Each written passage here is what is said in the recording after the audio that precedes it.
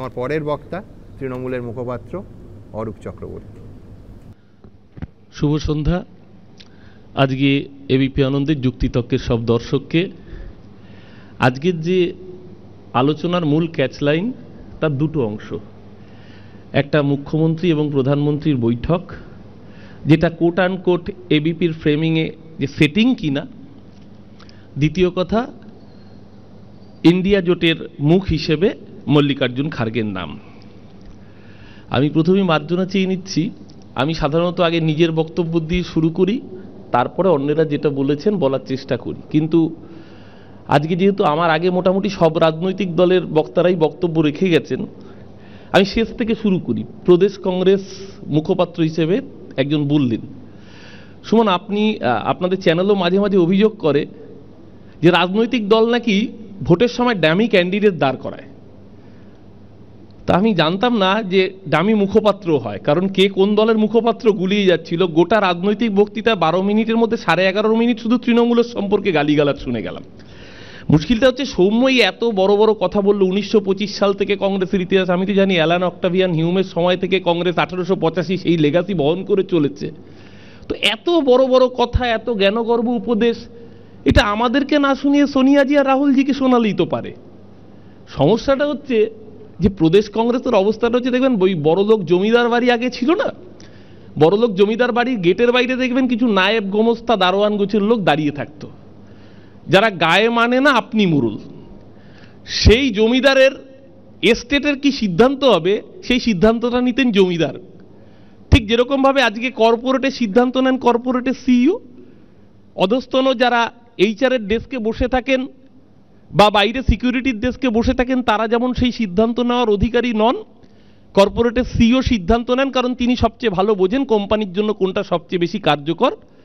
ঠিক একইভাবে এখানে পিসিসি যাই বলুক, সিদ্ধান্তটা নেয় AICC। তাই জন্য সুমন, আপনি যেটা সঠিকভাবেই বললেন, জোটের মধ্যমণি হিসেবে পাশে মমতা বন্দ্যোপাধ্যায়কেই তারা রাখেন, কারণ তারা জানেন যে 7 বারের সাংসদ, 2 দফার রেলমন্ত্রী, একাধিকবারের কেন্দ্রীয় মন্ত্রী, 3 বারের একটি রাজ্য থেকে নির্বাচিত মুখ্যমন্ত্রীর যে রাজনৈতিক অভিজ্ঞতা, সেটা ভারতবর্ষে হাতে গোনা আর কজন মানুষের মধ্যে আছে, সেটা তারা নিজেরাও জানেন। তার জন্যই মমতা বন্দ্যোপাধ্যায়কে সামনে রেখে এই বৈঠকগুলো অনুষ্ঠিত হয়। প্রশ্ন হচ্ছে, কেন মল্লিকার্জুন খার্গের নাম? আমি জানি না কারা কংগ্রেসকে রিপ্রেজেন্ট করছে। বলছে যে সাংসদরা ঠিক করে, কোনো ব্যক্তি ঠিক করে না। কংগ্রেসের ইতিহাসটাই ভুলে গেছে। 1989 সালে যখন কংগ্রেস হেরে গেল, তারপর 91 সালের নির্বাচন, কে প্রধানমন্ত্রী হবেন? নরসিমা রাও। ঠিক করলেন কে? সোনিয়া গান্ধী। কংগ্রেস ঠিক করেছে, এই পথ দেখিয়েছে যে কে প্রধানমন্ত্রী হবে, সেটা কংগ্রেস চেয়ারপারসন, কংগ্রেসের শীর্ষ নেতৃত্ব ঠিক করে। সুমন, আমরা ভুলে যাইনি 1999 সালে, তার আগে 98 সালে 13 দিনের অটলজির সরকার, তারপর 13 মাসের সরকার, তারপর 5 মাসের সরকার। 2004 সালে যখন সরকারের সাফল্য সম্পর্কে নিশ্চিত অটল বিহারী বাজপেয়ী, সেই সাফল্য সম্পর্কে নিশ্চিত হয়ে তিনি ভোট এগিয়ে আনলেন।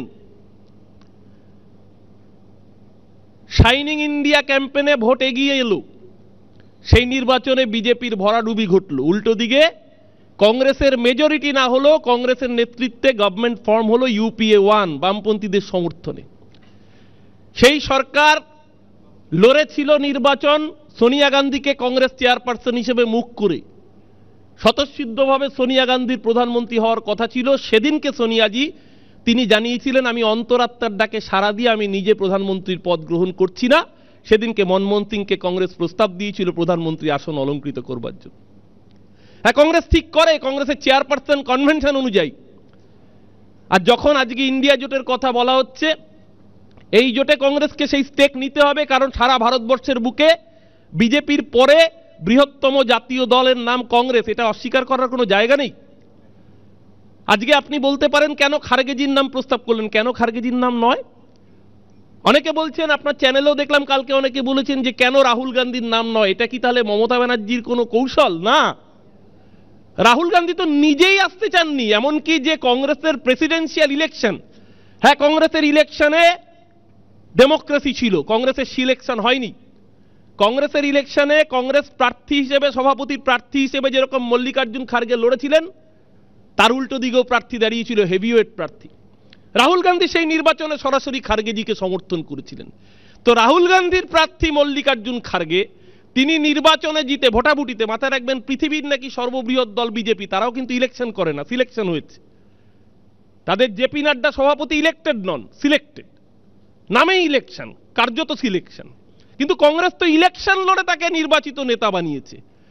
তো প্রোটোকল অনুযায়ী, কনভেনশন অনুযায়ী মমতাদি জোটের বৃহত্তম দলের যে নেতা, যে মুখ, যে দলিত সমাজকে প্রতিনিধিত্ব করেন, সেই মুখের নাম যখন প্রস্তাব করেছেন, তাতে রাজনৈতিক বিতর্ক।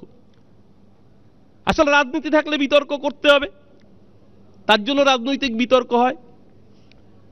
আমাদের মুশকিল হচ্ছে এ রাজ্যের বুকে যারা আমাদের বিরোধী, তারা নিজেরা জানে না যে কখন কার বিরোধিতা করবে। এই জন্যই আমার পূর্ববর্তী বক্তারা শূন্য হয়ে যান।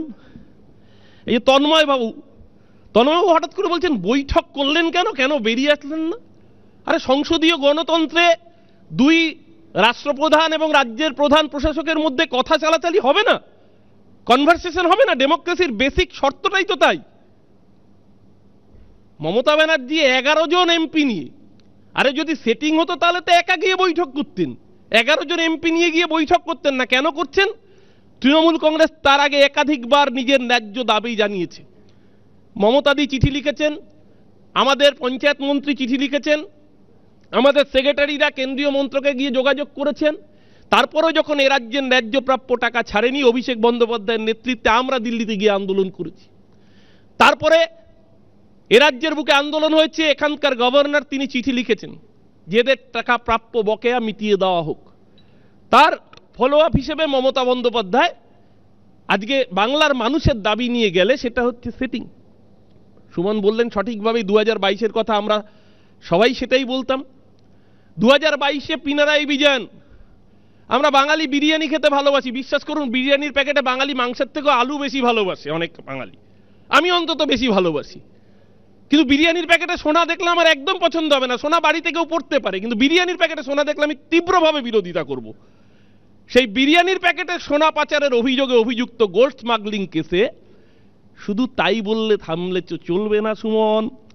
বারবার বলা হচ্ছে, এখান থেকে গলা শিরা ফুটিয়ে তন্ময় দ্বারা বলেছেন, তন্ময় দা যে জেলার প্রতিনিধিত্ব করেন সেই জেলা থেকে একসময় গৌতম বাবু বলেছেন কি লিপস অ্যান্ড বাউন্স নাকি সাংঘাতিক কাণ্ড কারখানা করেছে। তো তন্ময় বাবু একটা ছোট্ট কোম্পানির নাম দেখুন তো, মনে করতে পারেন নাকি? এক্সোলজিক সলিউশনস প্রাইভেট লিমিটেড। এই কোম্পানির মালিকের নাম বীণা বিজয়ন, কেরালার মুখ্যমন্ত্রী পিনারাই বিজয়নের মেয়ের মালিকানাধীন company. Cochin minerals and rutile limited থেকে কত কোটি টাকা ইল্লিগাল ভাবে তারা টাকা নিয়েছে, তার জন্য ইনকাম ট্যাক্সের নোটিশ গিয়েছিল। এটা আমার থেকে ভালো এখানে তন্ময় দ্বারা জানেন। আর জানেন বলেই যখন পিনারাই বিজয়ন একা মিটিং করতে যান মোদিজির সাথে, সেটা হয়ে যায় যুক্তরাষ্ট্রীয় কাঠামোয় শিষ্টাচার। আর মমতা ব্যানার্জি যখন রাজ্যের ন্যায্য প্রাপ্য আদায়ের দাবিতে 11 জন সাংসদ নিয়ে বৈঠক করতে যান, সেটা হয়ে যায় সেটিং। আসলে মুশকিল হচ্ছে তন্ময়দাদের সমস্যাটা অন্যখানে। তন্ময়দা উত্তর 24 পরগনা জেলার প্রতিনিধিত্ব করেছেন দীর্ঘদিন, ওই জেলার থেকে বিধায়ক হয়েছিলেন। কত শেয়াল ঠেয়ালের গল্প বললেন, কুণালদা তার ব্যাখ্যা দিলেন। মুশকিলটা হচ্ছে তন্ময়দারা ওরা এখন ওই দাস ক্যাপিটাল পড়তে পড়তে উত্তর 24 পরগনা, আমি জানি না নতুন করে শেয়াল নিয়ে কোনো ক্যাপিটাল লিখেছিল কিনা। মুশকিল হচ্ছে সল্টলেকের সেন্ট্রাল পার্কে আমরা সবাই জানি 6টি শিয়ালকে মৃত অবস্থায় পাওয়া গিয়েছিল। কুণালদা বলছেন জ্যোতিবাবু তার সপরিবারে ঘুমের ব্যাঘাত ঘটত। আমি জানি না ওই উত্তর 24 পরগনা নতুন করে ক্যাপিটাল লিখেছিল কিনা শেয়াল নিয়ে, যে জ্যোতিবাবু উনি ছিলেন খুব ইনফ্লুয়েন্সিয়াল, তার জন্য সেই 6টি শিয়ালকে মৃত্যুবরণ করতে হয়েছিল কিনা আমার জানা নেই। কিন্তু এসেন্সিয়াল ছিল বিধাননগর পুলিশের কাছে যে ওই শিয়ালগুলোকে মারতে হবে যাতে জ্যোতিবাবুর ঘুমের ব্যাঘাত না ঘটে। এবং তারপরে দেখা গেল সবচেয়ে বেনিফিশিয়াল জায়গাটা হলো ইন্দিরা ভবন, যে শিয়ালগুলো মরে যাওয়ার পরে আর ঘুমের ব্যাঘাত ঘটলো না।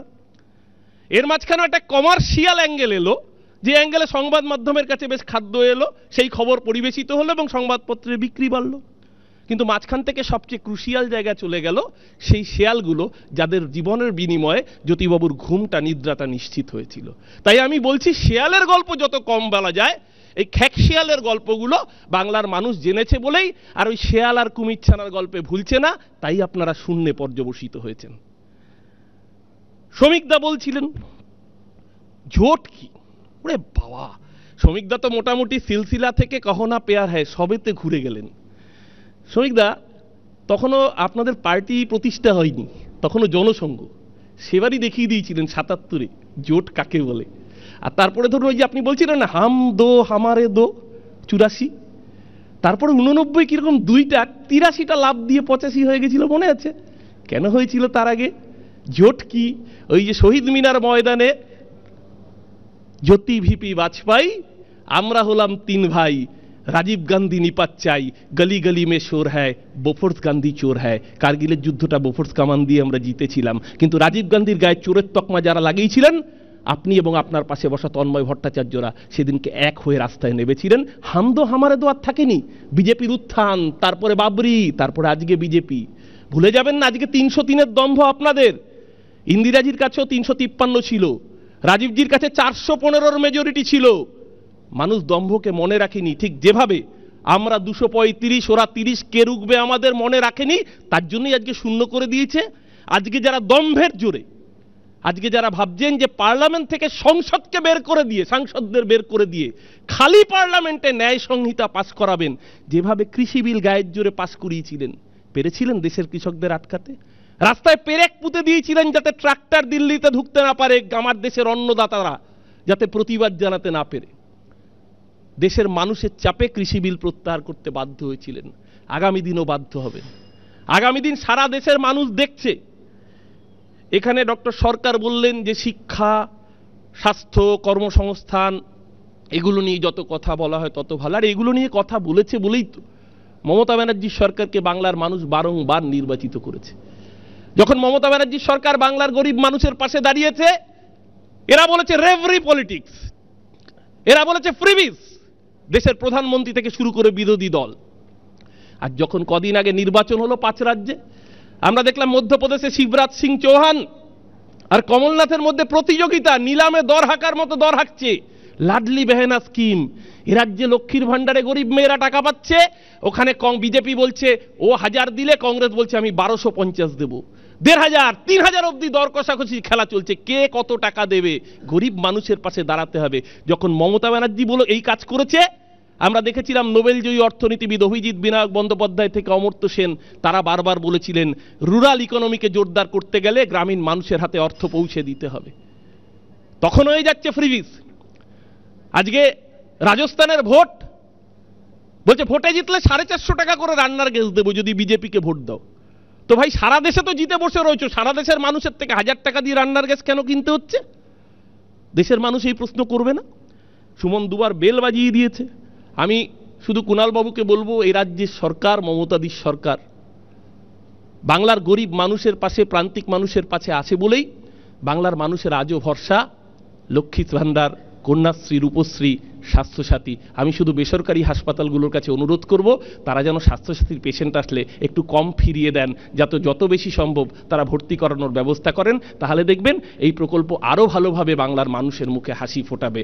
আমি শেষ করবার আগে আমি তাই শুধু যেটা বলতে চাই, আজকের যে বিষয়, সেই বিষয় থেকে আমরা অনেকেই ডেভিয়েট করে যাচ্ছি, কিন্তু এখানে আগামী 2024-এর যখন নির্বাচন হবে, নির্বাচনটা কে প্রধানমন্ত্রী হবে সেটার জন্য নয়। এই যে বিজেপি বলে যে ওদের মুখকে, শ্রমিকদাও বলছিলেন, আচ্ছা ধরুন কদিন আগে কর্ণাটকে নির্বাচন হলো, যে মল্লিকার্জুন খার্গেকে নিয়ে এত কথা হচ্ছে, তার রাজ্য বিজেপি গোহারা হারল, বললো ওটা ইয়েদুরাপ্পার দুর্নীতির জন্য হার হয়েছে। একই সাথে হিমাচলে ভোট হলো, হেরে গেল, বললো ওটা জেপি নাড্ডা, দেশের সভাপতি, বিজেপি সর্ববৃহৎ দল, পৃথিবীর সবচেয়ে বড় দল, সেই সভাপতির হার হয়েছে। আর যখন 3 তারিখ সুমন 4 রাজ্যের ভোটের রেজাল্ট বেরোলো, 5টা রাজ্যের নির্বাচন, 4টের রেজাল্ট একসাথে বেরোলো, আপনার চ্যানেলে আমরা ছিলাম সন্ধ্যে 7টা থেকে, নরেন্দ্র মোদী প্রেস কনফারেন্স করবেন, কারণ মোদিজির জয়। হারলে পরে ইয়েদুরাপ্পার হার, হারলে পরে জেপি নাড্ডার হার, আর জিতলে পরে মোদির জয়। অর্থাৎ মুখটা কিন্তু বিজেপির ক্ষেত্রেও কনসিস্টেন্ট নয়, মুখটা সময় সুযোগ মতো। ওই সিপিএম এক সময় দ্বন্দ্বমূলক বস্তুবাদ বলতো, এটা কিরকম ছবিমূলক ধান্দাবাদ কিনা আমি জানি না। যখন জিতবে তখন মোদিজির ছবিটা সামনে, আর যখন হেরে যাবে তখন রাজ্য নেতাদের ছবি সামনে। এই রাজনীতিটাও দেশের মানুষ ধরে ফেলেছে। তাই দেশের মানুষ আর নতুন করে পুলওয়ামা চায় না, কথা আমরা বলছি না, সত্যপাল মালিক বলে দিয়েছে। আর বাংলায় তো সেই বিখ্যাত কবিতার দুটো লাইনই আছে, যখনই জনতা চায় বস্ত্র খাদ্য, সীমান্তে বেজে ওঠে যুদ্ধের বাদ্য। নতুন করে যুদ্ধ দেখতে চাই না, নির্বাচন আসা মানে ভারত পাকিস্তান চাই না, নির্বাচন মানে হিন্দু মুসলমানে ভাগ বাটোয়ারা চাই না, নির্বাচন আসলে পরে রাম মন্দিরের উদ্বোধনের ডেট জানুয়ারিতে। ভগবান রাম তো আমাদের হৃদয়ে থাকেন, আমাদের নিত্যদিনের পূজা ভগবান রামকে। এবং আমি যতটুকু শুনেছি, খবরের কাগজে পড়েছি, রাম মন্দির সম্পূর্ণ নির্মাণ হতে আরো 4-5 মাস সময় লাগবে, আরো বাকি আছে। কেন তড়িঘড়ি লোকসভা ভোটের আগে উদ্বোধনটা করে দিতে হবে? তার কারণ ভগবান রামকে আমরা হিন্দুরা যত হৃদয়ে রাখি, বিজেপি তার থেকেও বেশি পার্টির ক্যাডার হিসেবে ব্যবহার করে। আজকে সেই পার্টির ক্যাডার হিসেবে যারা আমাদের দেবতাকে ব্যবহার করে, আগামী দিন দেশের মানুষ তাদের উদ্দেশ্যে একটাই কথা বলবে, রাম কা নাম বদনাম না করো। সবাইকে শুভ সন্ধ্যা, নমস্কার। ধন্যবাদ অরূপ। হ্যাঁ, ঠিকই, রামচন্দ্র হৃদয়ে থাকেন, জগন্নাথ দেবও হৃদয়ে থাকেন। জগন্নাথ দেবের দীঘার মন্দিরটাও ভোটের আগেই হচ্ছে, সেটাও ভোটের আগে করার দরকার নেই, তাড়াহুড়োর প্রয়োজন নেই, হৃদয়েই আছেন। কিন্তু অরূপ একটা চমৎকার সিমিলি দিয়ে শুরু করলো, সেটা হচ্ছে যে ধরা যাক কংগ্রেস সত্যি একটা কোম্পানি, সিইও চমৎকার একটা ছবি আঁকলো। ধরা যাক একটা কংগ্রেস কোম্পানি, তারা মোমবাতি তৈরি করে। ধরে নিন যে পাশের বিল্ডিংয়ে আরেকটা কোম্পানি, তাদের সঙ্গে খুব ভালো সম্পর্ক এই কোম্পানি, তারা দেশলাই তৈরি করে, খুবই ভালো সম্পর্ক, দেশলাই মোমবাতি একে অন্যের পরিপূরক। তো কংগ্রেসের মানে ওই মোমবাতি কোম্পানির বোর্ড অফ ডিরেক্টরস বসেছেন, সেই কোম্পানির সিইওকে তারা নির্বাচন করবেন। পাশের কোম্পানির মানে ওই দেশলাই কোম্পানি এসে বলল যে সিইও এক্স নয়, সিইও ওয়াই, এইটা করার অধিকার ওই কোম্পানির মানে দেশলাই কোম্পানির মোমবাতি কোম্পানির সিইওকে বাঁচার অধিকার থাকবে কি না, আমার মনে হয় সব থেকে বড় প্রশ্ন এটা। কিন্তু নিঃসন্দেহে ওপেন ফোরামে অরূপের কাছে আমার আরও প্রশ্ন থাকবে যে মমতা বন্দ্যোপাধ্যায় বেনারসে নরেন্দ্র মোদীর বিরুদ্ধে নাকি প্রিয়াঙ্কা গান্ধীকে দাঁড় করানোর প্রস্তাব দিলেন। আজকে গোটা দেশ এই নিয়ে হইচই হয়ে গেছে। কংগ্রেস বলছে এটা তো জোড়া ফাঁদ। পরিসংখ্যান বলছে যে 2019-এর আমি দেখছিলাম লোকসভা নির্বাচনে বেনারস থেকে নরেন্দ্র মোদী 4,79,505 ভোটে জিতেছিলেন। মোট ভোটের প্রায় 64% ভোট একাই পেয়েছিলেন নরেন্দ্র মোদী। তৃতীয় স্থানে থাকা কংগ্রেস প্রার্থী পেয়েছিলেন মাত্র 14% ভোট। আবার তার আগে 2014 সালের লোকসভা নির্বাচনে মোদীর জয়ের ব্যবধান ছিল 3,71,784। দ্বিতীয় স্থানে ছিলেন অরবিন্দ কেজরিওয়াল। আর সেবার মোদী পেয়েছিলেন 56% ভোট, কংগ্রেস প্রার্থী সেখানে মাত্র 7% ভোট পেয়েছিলেন। অর্থাৎ যে আসন থেকে নরেন্দ্র মোদী পরপর দুবার এই বিপুল ব্যবধানে জিতেছেন, এমনকি কেজরিওয়াল দাঁড়িয়েও স্রেফ কর্পূরের মতো উবে গেছেন, সেই আসনে দাঁড়ানোর জন্য ইন্ডিয়া জোটের বৈঠকে প্রিয়াঙ্কা গান্ধীর নাম মমতা বন্দ্যোপাধ্যায় প্রস্তাব করেছেন। যে উত্তরপ্রদেশে গতবার আমেঠি থেকে রাহুল গান্ধী হেরে গেছেন, যে রাজ্যে কংগ্রেসের একমাত্র সাংসদ এখন সোনিয়া গান্ধী, সেখানে নরেন্দ্র মোদীর বিরুদ্ধে প্রিয়াঙ্কা গান্ধীকে দাঁড় করানোর প্রস্তাব দেওয়াটা কি কংগ্রেসকে কিছুটা বেকায়দায় ফেলা নয়?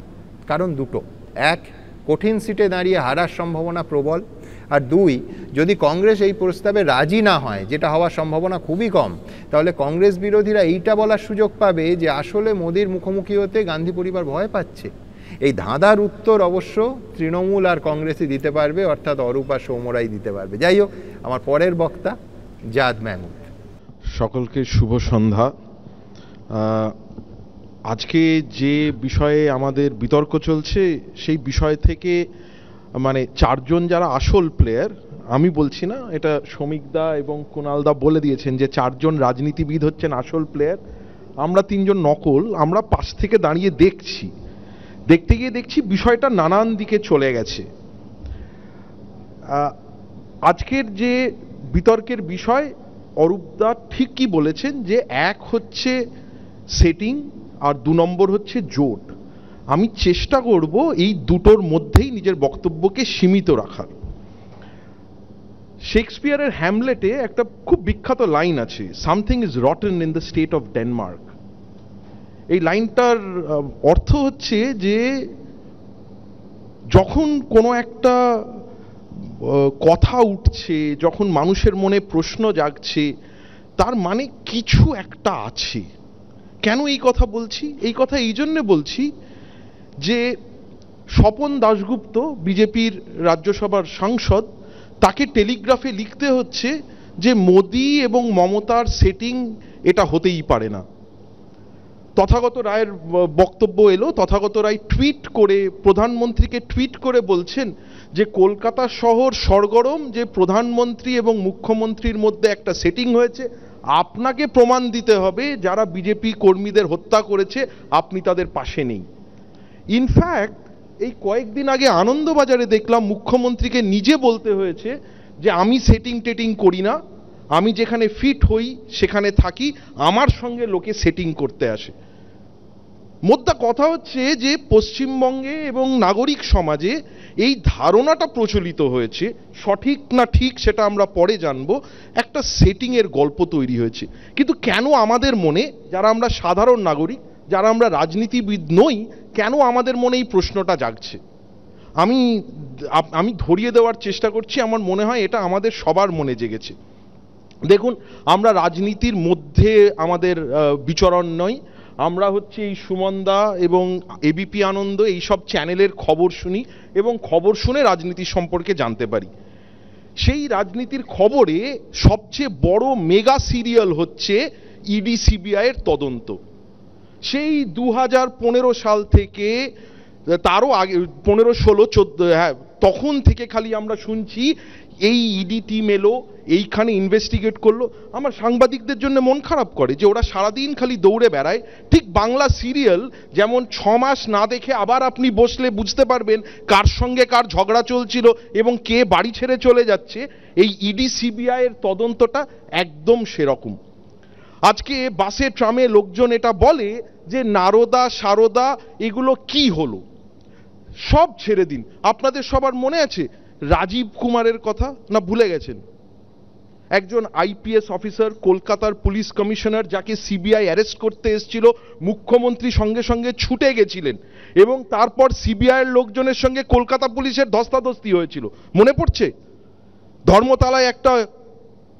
তারপর তিনি আইপিএস থেকে আইএএস এ ট্রান্সফার হয়ে কোনো একটা দপ্তর অত্যন্ত দক্ষতার সঙ্গে সফলভাবে চালাচ্ছেন। কে পারমিশন দিল? কেন্দ্র সরকার, তার কারণ তিনি ইউপিএসসি দিয়ে এসছেন। তাহলে আমার আপনার যদি মনেই প্রশ্নটা জাগে যে কি হলো সারদার, নারদার, কি হলো রাজীব কুমারের, কি হলো সেই সময় যেখানে কলকাতা হাইকোর্টের বিচারপতি বলছেন যে আমি জীবদ্দশায় বোধহয় এই তদন্ত শেষ দেখতে পাবো না। তাহলে আপনার মনে একটা প্রশ্ন জাগে যে সত্যি তো কেন্দ্র থেকে এত মানুষ এলো যারা বিরোধী লাফালাফি করছিল, বলছিল কেন্দ্র থেকে এসে রাজ্যকে শায়েস্তা করবে, কোথায়? এই বক্তব্যের মাঝখানেই শুনলাম 155খানা সেন্ট্রাল টিম এসছে ইনভেস্টিগেট করতে, PM Awas Yojana, mid day meal scheme. আচ্ছা বলুন তো, কটা এফআইআর লেখা হয়েছে? কি হচ্ছে? আমরা দেখি নির্বাচনের সময়, আমরা দেখি যখন এরকম কোনো একটা গরমাগরম সময়, তখন হঠাৎ করে হচ্ছে তদন্ত হয়, অ্যারেস্ট হয়, সব হয়, তারপর আবার শীত ঘুম ঠান্ডা ঘরে চলে যায়। আমরাও এখন আর সেই জন্য ইন্টারেস্ট নিই না। তো আমাদের মনে যদি এই প্রশ্নটা জাগে যে এর কি কোনো একটা সেটিং আছে, কেন এরকম কেন হচ্ছে, আমরা কি খুব ভুল? আমাদের সেটিং এ কেন মনে পড়ে, তার কারণ হচ্ছে এর একটা পূর্ব ইতিহাস আছে। ইতিহাস এই জন্যে, এবং এখানে হচ্ছে দাঁড়িয়ে আপনি ভাবুন যে তৃণমূলের সঙ্গে বিজেপির একটা ইতিহাস আছে। এই ইতিহাসটা কেউ অস্বীকার করে না এখানে। এই যে অরূপদা বলছিলেন না যে রেলমন্ত্রী হয়েছিলেন, আরে রেলমন্ত্রী তো বিজেপির সরকারে, এনডিএ সরকারই তো রেলমন্ত্রী হয়েছিলেন। তার ফলে একটা পুরনো যোগসাযোগ আছে, এবং সেই যোগসাযোগের জায়গা থেকে নিশ্চয়ই এক অফিসে কাজ করলে যদি বন্ধু তৈরি হয়, তাহলে দুটো দল মিলে একসঙ্গে সরকার চালালে বন্ধু তৈরি হবে না? এই বন্ধুত্বের জায়গা থেকে প্রশ্ন জাগে না? আমরা তো কনফিউজড হয়ে যাই। আমি তো আজকে ভাবছিলাম যে কুণালদা, অরূপদাকে জিজ্ঞেস করব যে মুকুল বাবু এখন কোন দলে আছেন। এই যে বিজেপির 77টা এমএলএ ছিল, তাদের কজন বিজেপিতে আছে আর কজন তৃণমূলে আছে, এবং এই যে তারা দল এদিক থেকে ওদিক করলেন নির্বাচনের আগে এবং নির্বাচনের পরে, তারা কি তাদের পরিচিত লোকজনের সঙ্গে কথা বলেন না, গল্প করেন না, যোগাযোগ রাখেন না? এই প্রশ্নটা সাধারণ মানুষের মনে জাগবে না? সৌম্যবাবু একদম সঠিক কথা বলেছেন, এবং এটা আমি সমর্থন করেই বলছি যে তৃণমূল বিজেপিকে রাস্তায় যতটা প্রতিরোধ করে, প্রতিবাদ করে, আমাদের ইতিহাস বলছে সংসদের মধ্যে অতটা করে না। এবং নানান গুরুত্বপূর্ণ বিলে আমরা দেখেছি তৃণমূলের সাংসদরা অ্যাবস্টেন করে গেছেন। হয়তো আগে, এখন হয়তো রাজনীতি পরিবর্তনশীল, কিন্তু সবচেয়ে বড় প্রশ্নটা কখন জাগে জানেন?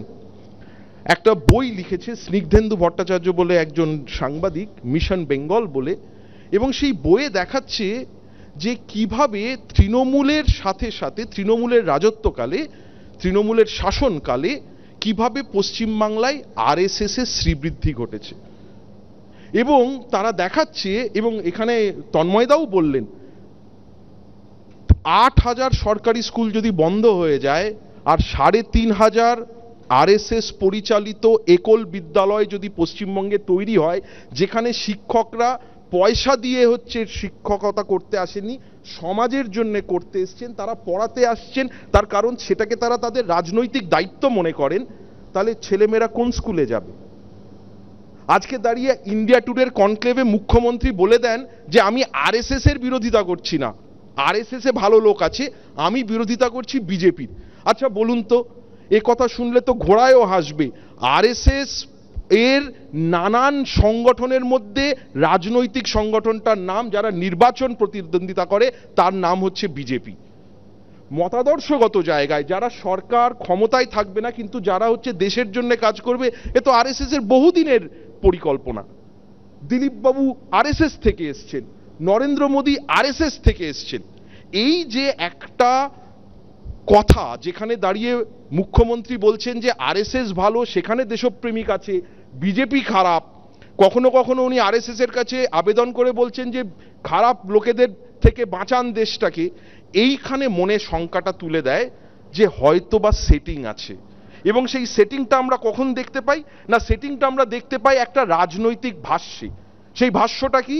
ভাষ্যটা হচ্ছে 2021 সালের নির্বাচন, নো ভোট টু বিজেপি। আমরা কি দেখলাম? আমরা দেখলাম মালদা এবং মুর্শিদাবাদ, যেখানে বামফ্রন্টের 34 বছরেও হচ্ছে কংগ্রেসের সংগঠন ছিল, সেখানে তারা শূন্য হয়ে গেল। কেন না, একটা ভোট কনসলিডেশন হলো বিজেপিকে আটকানোর জন্যে। 30% সংখ্যালঘু ভোট, সেটা মেজরিটি চলে গেল হচ্ছে তৃণমূলের কাছে। এই যে রাজনৈতিক ভাষ্য, যে ভাষ্যে দাঁড়িয়ে হচ্ছে বিজেপিকে আটকাতে হবে এবং তার জন্য যে অবিজেপি শক্তি আছে তারা আমার তলায় এসো, এই ভাষ্যটাই তো হচ্ছে দুজনকেই লাভ দিচ্ছে। দেখুন, সেটিং মানে যে সবসময় বন্ধুর মধ্যে সেটিং হবে এমন নয়, যে দেশলাই কোম্পানি আর মোমবাতি দুজনেই লাভবান এখানে। যেখানে দাঁড়িয়ে হচ্ছে নিউটনের তৃতীয় সূত্র বলে every action has an equal and opposite reaction. আপনি যদি ইমাম ভাতা দিয়ে শুরু করেন, তাহলে আপনি সঙ্গে সঙ্গে হচ্ছে বিজেপির জন্যও জায়গা তৈরি করে দিচ্ছেন, যাতে সেখানে তারা পুরোহিতদের কনসলিডেট করতে পারে। এই রাজনীতি তো পশ্চিমবঙ্গে চলছে। এই কারণেই আমাদের মনে হয়, এবং মাঝে সাঝে সত্যিই মনে হয়, যে সেটিং, এটা কি সেটিংয়েই চলছে? এখন যেহেতু ঘন্টা বেজেছে, এত সেটিং এর পর কি জোটের কোনো ভবিষ্যৎ আছে ইন্ডিয়া? আমি এই একটু ইন্ডিয়া জোট নিয়ে বলতে চাই। দেখুন, ভারতবর্ষের রাজনীতি সম্পর্কে, আমি রাষ্ট্রবিজ্ঞানের অধ্যাপক, ভারতবর্ষের রাজনীতির একটা ফেডারালাইজেশন হয়েছে। রাজনীতির বিভিন্ন জায়গায় বিভিন্ন ধরনের রাজনীতি চলছে ভারতবর্ষে, এই বাস্তবতাটা মানতে হবে। এই বাস্তবতাটা মানছেন বলেই হচ্ছে গোয়াতে বিজেপি সরকার থাকলেও হচ্ছে গরুর মাংস খেতে পারবেন, উত্তরপ্রদেশে হচ্ছে আপনি লিঞ্চড হয়ে যেতে পারেন। তার কারণ ভারতবর্ষের বাস্তবতা জুড়ে রাজনৈতিক দলগুলোও নিজেদের মতো করে গুছিয়ে নিয়েছে। সেই জায়গায় দাঁড়িয়ে ইন্ডিয়া জোটের কি কোনো ভবিষ্যৎ আছে? হ্যাঁ আছে। আপনি যদি আমাকে হিসেব তত্ত্বে বলতে বলেন, তাহলে আমি আপনাকে সহজ অঙ্কে বলি যে দক্ষিণ ভারতে অবিজেপি পার্টিগুলো এখন খুব ভালো ফল করছে। বিজেপি প্রথাগত যেখানে খুব ভালো ফল করে সেখানে ভালো ফল করেছে। মধ্যপ্রদেশে বিজেপি জিতেছে, রাজস্থানে বিজেপি জিতেছে, কিন্তু এর আগের বার যখন কংগ্রেস জিতেছে তখনও হচ্ছে লোকসভা ভোটে বিজেপি সব আসন নিয়ে গেছে।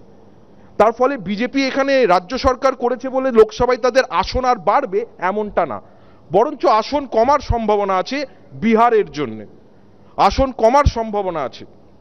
সেই জায়গায় দাঁড়িয়ে ভারতবর্ষের বাস্তবতায় বিরোধী দলগুলো যদি এক জায়গায় আসতে পারে, তাহলে কিন্তু একটা অবিজেপি সরকারের সম্ভাবনা আছে। কিন্তু এই বিরোধী দলগুলো এক জায়গায় আসবে কিভাবে, কিসের ভিত্তিতে এবং কেন, এই প্রশ্নটা স্পষ্ট হতে হবে।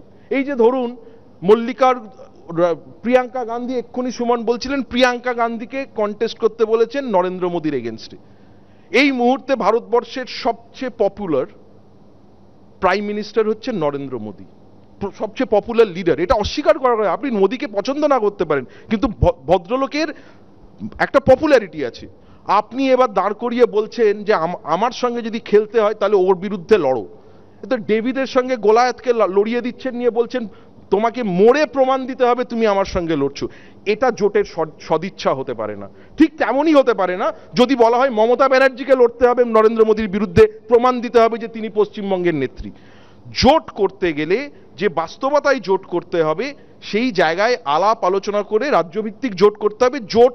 জোট সম্ভব, এটা কখনোই ভাববেন না। শ্রমিকদা যেরকম বলে গেলেন যে ওরা যাই করুক এক হতে পারবে না, সেটা হতে পারে, কিন্তু হিসেবের অঙ্কে ইন্ডিয়া জোটের এখনো সম্ভাবনা আছে যদি তারা নিজেদের এই মতনৈক্য সরিয়ে রেখে একসাথে বসে নির্বাচন লড়তে পারেন। ধন্যবাদ। ধন্যবাদ জাদ একটা সম্পূর্ণ অন্য দৃষ্টিকোণ নিয়ে এলো, যে সেটিং মানে সবসময় যে আসন সমঝোতা নয়, সম্পূর্ণ পরস্পর বিরোধী ভাষ্য, সম্পূর্ণ পরস্পর বিরোধী ন্যারেটিভেও সেটিং হতে পারে। কিন্তু নিঃসন্দেহে প্রশ্ন অনেকগুলো, বিশেষ করে মঙ্গলবার এবং বুধবারের ঘটনাপ্রবাহ অনেকগুলো প্রশ্ন তুলে দিচ্ছে। 2019 সালের 19শে জানুয়ারি, অর্থাৎ সেই আমাদের কলকাতা শহরে ইউনাইটেড ইন্ডিয়ার মিটিং, গত লোকসভা ভোটের ঠিক আগে মমতা বন্দ্যোপাধ্যায় মঞ্চের ওপর থেকে বললেন, কোট আনকোট, কে প্রধানমন্ত্রী হবে ভোটের আগে ভাবার কোনো দরকার নেই। তিনি হঠাৎ তড়িঘড়ি কেন কংগ্রেসের আগে কংগ্রেসের দলিত সভাপতির নাম প্রধানমন্ত্রী পদপ্রার্থী হিসেবে প্রস্তাব করে দিলেন। 2 সপ্তাহ আগেই যিনি বলেছেন যে 3 রাজ্যে বিজেপি জেতেনি, কংগ্রেসের পরাজয় হয়েছে, তিনি হঠাৎ 81 বছরের খার্গেকে মুখ করে মোদির বিরুদ্ধে লড়াইয়ে নামাতে চাইছেন কেন? যখন কর্ণাটক কিংবা তেলেঙ্গানায় কংগ্রেস জেতে, তৃণমূলের তরফে রাহুল গান্ধীর ভাগ্যে কিন্তু ছিটে ফোটাও প্রশংসা জোটে না। তখন এই প্রশ্ন এই প্রেক্ষিতে তো উঠবেই যে এই খার্গে বাছাইয়ের কারণও কি রাহুল অ্যালার্জি? ঠিক যখন কুণালদারা ভোটের মুখ হিসেবে, জোটের আসল মুখ হিসেবে নেত্রীর নামের পক্ষে সওয়াল করছেন, পাটনায় নীতিশ কুমারের নামের পক্ষে পোস্টার পড়ছে, তখন রাজনীতির কোন নেপথ্য অঙ্কে খার্গেকে মুখ হিসেবে তুলে ধরার এই গুগলিটা দিলেন মমতা বন্দ্যোপাধ্যায় এবং অরবিন্দ কেজরিওয়াল একসঙ্গে? সেই প্রশ্নের রহস্য উদ্ঘাটনে নজর তো আমাদের রাখতেই হবে। যাই হোক, আমার পরের বক্তা আরেক অধ্যাপক শুভময় মৈত্র।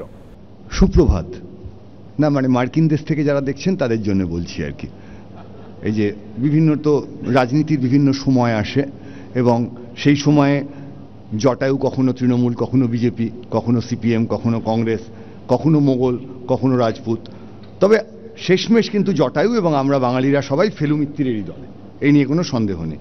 এবং সেভাবেই একটা ইনভেস্টিগেশনের কথা ভাবার চেষ্টা করেছিলাম, কিন্তু আজকে ব্যক্তি আক্রমণ করতেই হচ্ছে, এবং ব্যক্তি আক্রমণ কুণাল সরকার ডাকে। কারণ এই যে আইআইটি ছেড়ে ডাক্তারি পড়ার পর উনি প্রতিদিন বলবেন যে ওনার বুদ্ধিশুদ্ধি কম, উনি ডাহা বোকা, তাহলে আমি জড়বুদ্ধি। এবং এই সময় টমেটোর দাম শীতকালে কমেছে, ফলে সাবধানেই বক্তব্য রাখতে হবে। তবে একটা কথা কিন্তু কুণাল সরকারদা ভুল বলেছেন, সেটা হচ্ছে উনি বলেছেন নাকি পশ্চিমবঙ্গের রাজনীতিতে হাতের কালি উঠতে মাসখানেক লাগে। আমি অন্তত পশ্চিমবঙ্গের রাজনীতির যে ধারণ মোটামুটি যবে থেকে জ্ঞান হয়েছে শিখেছি, তাতে পশ্চিমবঙ্গে যারা রাজনীতি করেন তাদের হাতের কালি কিন্তু একবার ভোট দিতে যাওয়ার পর খুব তাড়াতাড়ি মুছে যায়। ফলে কুণালদা সেই জায়গাতেও একটা তথ্যগত ভুল করেছেন। যাই হোক, মূল যে টপিকের বিষয়টা, সেটার প্রথমটা যেটা মঙ্গলে ইন্ডিয়া জোট, বুধে মোদি মমতা। এখন এই যে মোদি মমতার যে সেটিং, বাম কংগ্রেস বলছে বা সেটিং বুঝছে জনতা, তার মধ্যে আমি শুধু কুণাল ঘোষদার একটা কথা বলবো, আমি 2-3 দিন আগের থেকেই টেলিভিশনে দেখেছি। সেটা হচ্ছে কুণালদা বলেছেন 2036 অবধি মমতা বন্দ্যোপাধ্যায় মুখ্যমন্ত্রী থাকছেন, যদি না খুব দরকার পড়ে।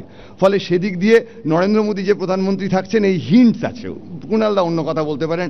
আর শ্রমিকদা তার বক্তব্যের একদম শেষে বললেন আর কি, লালকেল্লায় মোদি, রেড রোডে দিদি। ফলে আমাদের কাছে যদি আমরা এই বক্তব্য দুটোকে ধরে নিই, তাহলে যে কথাটা জাজ সাহেব একটু আগে নিউটনের কথা বললেন, জাজ সাহেবের কিন্তু অন্য কথা বলা উচিত ছিল। সেটাকে আমি বলি ন্যাশ ইকুইলিব্রিয়াম বা ন্যাশের ভারসাম্য। সেটা কি বলে?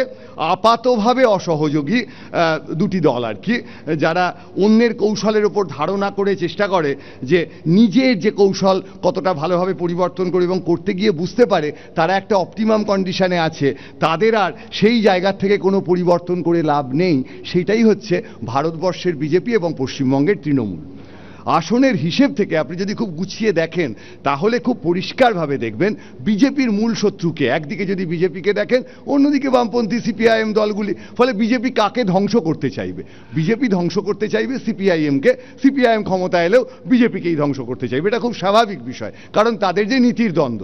এবার এই যে বাঁ দিক থেকে ডান দিক, আপনি ধরুন একটা মাইনাস ইনফিনিটি থেকে প্লাস ইনফিনিটি, তার মধ্যে যে রাস্তাটা, এই রাস্তার মধ্যে কংগ্রেস, তৃণমূল কংগ্রেস এরা সবাই বসে আছে, এবং এরা কাকে বেশি ধ্বংস করতে চাইছে এই জায়গাটি কিন্তু বোঝার বিষয় আছে।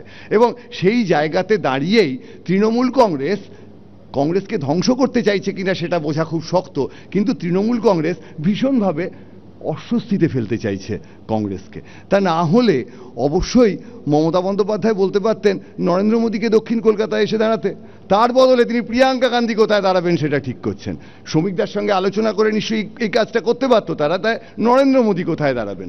অর্থাৎ এই যে পুরো মিটিংটায় গিয়ে যেখানে রাহুল গান্ধীর পাশে মমতা বন্দ্যোপাধ্যায় বসেছেন তার গুরুত্বের জন্যে, অরূপদা বললেন আমার পুরো গুলিয়ে গেল। তাহলে সীতারাম ইয়েচুরির গুরুত্বটা ঠিক কোনখানে? আর রাহুল গান্ধী তো বারবার দেখলাম বাঁদিকে তাকিয়ে সীতারাম ইয়েচুরির প্লেটটা নিজের প্লেট জানি না, সেখান থেকে বোধহয় কাজু বাদাম তুলে খাচ্ছেন, মমতা বন্দ্যোপাধ্যায় অন্যদিকে মুখ করে বসে আছেন। আসলে যে ইন্ডিয়া জোটের কথা হচ্ছে, যে ইন্ডিয়া জোট কিনা বাইরন বিশ্বাস থেকে শুরু হয়েছে, অর্থাৎ কংগ্রেস সিপিএম এর ভোটে জিতে তৃণমূলে যোগ দেবে, সেই ইন্ডিয়া জোটের ভবিষ্যৎ নিয়ে একটা ভাবনার বিষয় আছে, এবং পশ্চিমবঙ্গ তো শিখিয়েই দিয়েছে ভারতের মানুষকে। ফলে পশ্চিমবঙ্গের মানুষ সেই জায়গায় কিন্তু খুব গুলিয়ে আছে। এবং এই গুলিয়ে যাওয়ার কথার থেকে আরেকটা কথা আসে, সেটা হচ্ছে চমক দিয়ে নেত্রী বলেন খার্গেকে চাই মাথাতে, আর কত রঙ্গ লেখা রাজনীতির এই খাতাতে। এই যে রঙ্গের যে কথাটা, আমরা বঙ্গবাসী তো এই রাজনীতির রঙ্গ সত্যিকারই খুব পছন্দ করি, কিন্তু একটা খুব গোলমেলে বিষয় আছে। এই যে এত বিনোদনের কথা আমরা বলি, এগুলো বলার মধ্যে চে গুয়েভারার একটা কথা আছে, সেটা হচ্ছে cruel leaders R replaced only to have new leaders turn cruel। ফলে আজকে যে মীনাক্ষী মুখোপাধ্যায়কে আমরা রাস্তায় দেখছি জনগণের সঙ্গে হাঁটতে, যার সঙ্গে অনেক মানুষ নেই, সত্যিই প্রচুর অর্থবল নেই, সেই মীনাক্ষী মুখোপাধ্যায়ের বিচার হবে যদি তিনি কোনোদিন ভোটে জিতে মুখ্যমন্ত্রী হন। ঠিক একই রকমভাবে ক্রুয়েল শব্দটাকে একটু বদলে দিন, funny leaders R replaced only to have new leaders turn funny।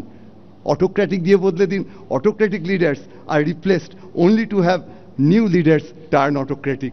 একদম বসিয়ে দিতে পারেন। অর্থাৎ এই গণতান্ত্রিক ব্যবস্থা যে নেতাদের তৈরি করে, যারা শাসকের আসনে বসে, তারা কিন্তু শেষ পর্যন্ত শাসকই হয়ে যায়। আর পাওয়ার, অ্যাবসলিউট পাওয়ার, সে কি করে সে তো আমরা সকলেই জানি।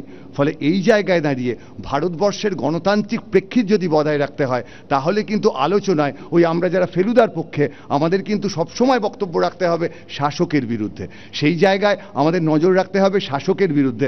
ফলে আজকে সিপিএম কংগ্রেস পশ্চিমবঙ্গে কি করছে বা ভারতবর্ষে কি করছে, তার থেকে বেশি যুক্তি থাকবে বিজেপি ভারতবর্ষটাকে কতটা এগিয়ে নিয়ে যেতে পারছে, কতটা ভুল করছে, তৃণমূল কংগ্রেস কতটা এগিয়ে নিয়ে যেতে পারছে, কতটা ভুল করছে সেই জায়গাটার মধ্যে।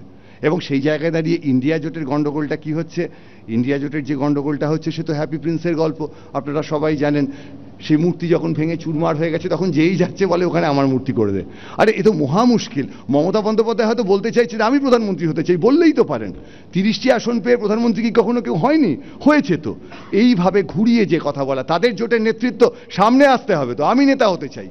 যিনি নেতা হবেন তিনি তো সামনে এসে বলবেন, অন্যকে নেতা হওয়ার কথা বলছেন কেন? এবং এই যে অস্বস্তিতে কংগ্রেসকে ফেলে দেয়া, এবং সেই জায়গায় কংগ্রেস কোন কোন জায়গায় কোথায় দাঁড়াবে সেটা স্থির না করে তিনি তো বলতেই পারতেন কুণালদা দমদমে দাঁড়াবে বা অরূপদা দক্ষিণ কলকাতায় দাঁড়াবে, আমরা জানতে পারতাম। বিজেপির বিরুদ্ধে লড়াই পশ্চিমবঙ্গেই তো মমতা বন্দ্যোপাধ্যায় লড়াই করবেন, আসন তো উনি এখান থেকেই নেবেন। কংগ্রেস তো লড়াই করবে বাকি 250-300 আসনে। ফলে এই জায়গায় কিন্তু ইন্ডিয়া জোটের যে ভবিষ্যৎটা, সেই জায়গাটা খুব একটা পরিষ্কার নয়, এবং এই সন্দেহটা কিন্তু বারবারই থাকবে।